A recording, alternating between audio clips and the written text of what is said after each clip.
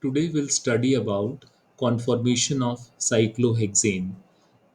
Cyclohexane can exist in two forms, chair and board conformation. First we'll study about chair conformation. See, this is the chair form. In chair form, these are the bonds which are perpendicular to the ring. They are called axial bond. See, if this is the carbon 1 having axial upward, then carbon 2 will have axial bond downward, carbon 3 will have axial bond upward, carbon 4 will have axial bond downward, and 5 will have upward, and 6 will have downward. These are the axial bonds. And see, these bonds are the equatorial bonds which are at some angle to the ring. These bonds are equatorial bond.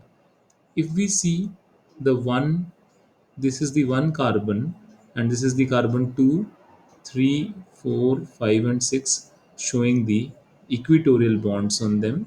Now this is the complete structure of chair conformation of cyclohexane, where the axial and equatorial bonds are shown together. The bonds having blue hydrogens are the equatorial bonds, whereas the red colored hydrogen atoms are shown on axial bonds. Also, we have seen that the axial bonds adjacent to each other, that is 1 2, will be trans to each other. That means if this is the carbon 1, the axial bond is pointing upward, and in carbon 2 the axial bond will be pointing downward. That means they are trans to each other.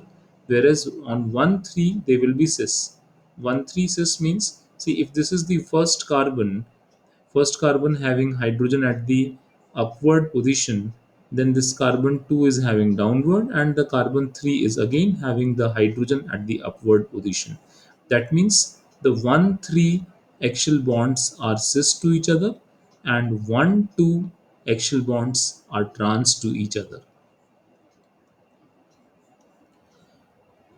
The different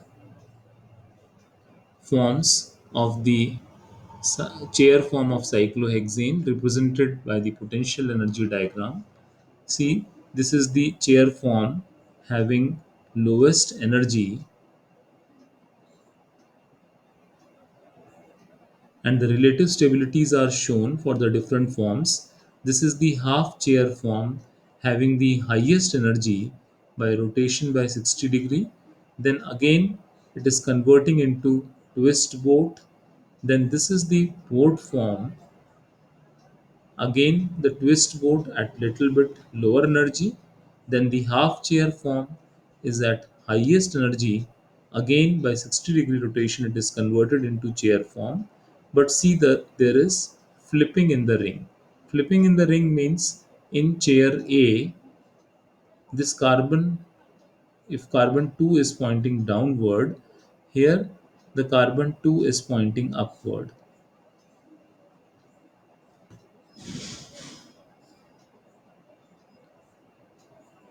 Conformers and their internal energy. The chair form have nearly zero energy, so it is the most stable form, and the various hydrogen atoms are quite far apart in this form. Then comes the boat form, which is having an energy of 25 kilojoule per mole. Then the half chair form is at the highest energy, that is 43 kilojoule per mole. The twist boats are little bit at the less energy than boat form, and they are at 21 kilojoule per mole. The boat form can be obtained from chair conformer by bending the bonds. During transformation, two other forms arise, that is half chair and twist boat. Out of these two, the half chair forms are of highest energy and are least stable, whereas the twist boat forms are at the energy of 21 kilojoule per mole.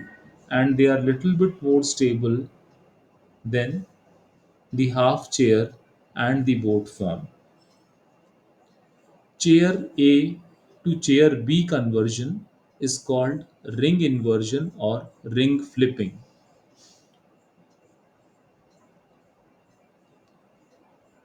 Chair form is the most stable form in cyclohexane because all bonds from tetrahedron bond angle of 109 degree 28 minutes. It adopts the staggered arrangement.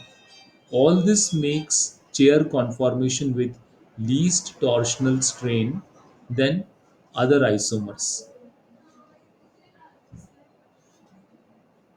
See, in these structures, it is clearly shown here that the if the two Newman projection formulas are here in the cyclohexane, they are at the staggered position. The hydrogens are pointing far apart.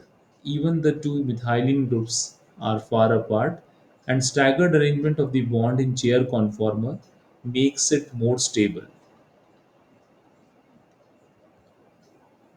Conformational analysis of methyl cyclohexane. It is monosubstituted cyclohexane. Cyclohexane has two equivalent chair conformers, chair A and chair B, which are being obtained by flipping of the ring. The two chair conformers of a monosubstituted cyclohexane, such as methyl cyclohexane, are not equivalent. The methyl substituent is in an equatorial position in one conformer and in an axial position in the other. See, in this conformer, the methyl group is at the equatorial position.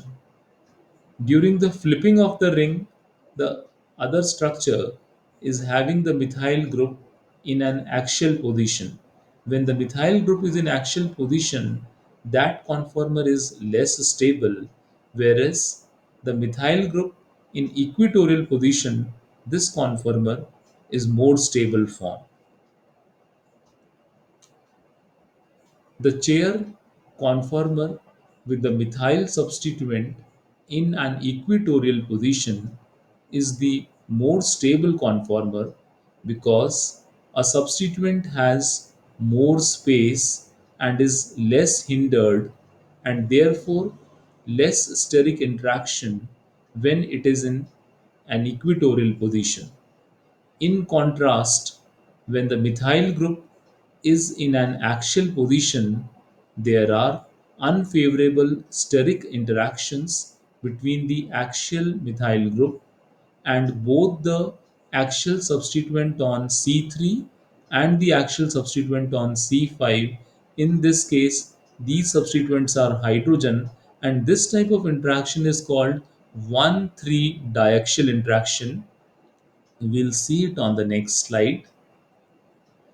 See, this is the methyl group at one position on the axial bond, and this methyl group is having interaction with the hydrogen present on the third carbon and on the fifth carbon.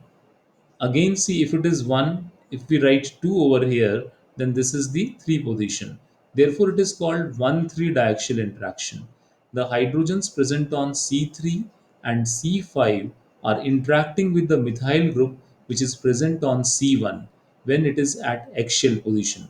This type of interaction is called 1,3 diaxial interaction. When this methyl group during flipping of the ring is coming to the equatorial position and the conformer becomes more stable as now the diaxial interaction is between the hydrogen on first carbon and the hydrogen on fifth and third carbon.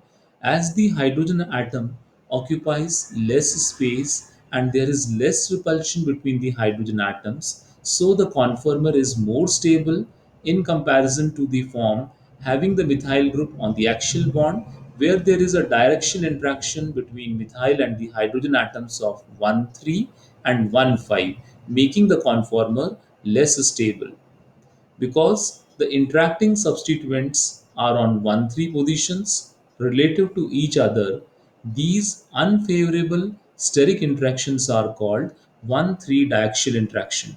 In this way, when the methyl group is on equatorial position, that conformer of the monosubstituted methyl cyclohexane is more stable.